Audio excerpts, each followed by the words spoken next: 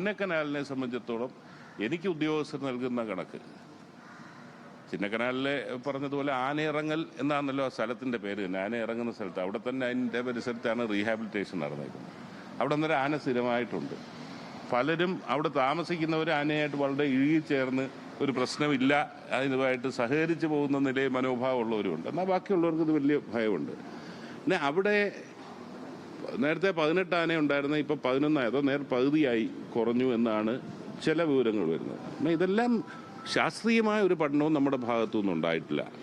അതാണ് എനിക്ക് ഇതിൽ പറയാനുള്ളത്. മുട്ടൽ മരമുറി ഫോറസ്റ്റിൻ്റെ പരിധിയിലേ വരുന്നതല്ല, അത് റവന്യൂവിൻ്റെ പരിധിയിൽ വരുന്ന ഇതാണ്.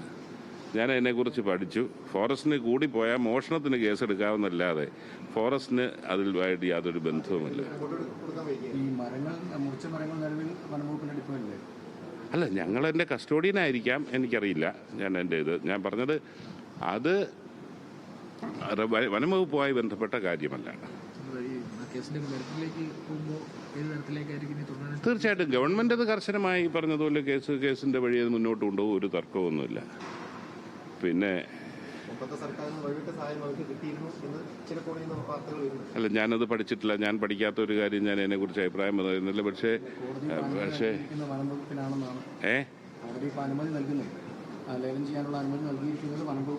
അങ്ങനെ തീർച്ചയായിട്ടും ലേലം ചെയ്തു. മാധ്യമങ്ങളെ കാണുന്നത്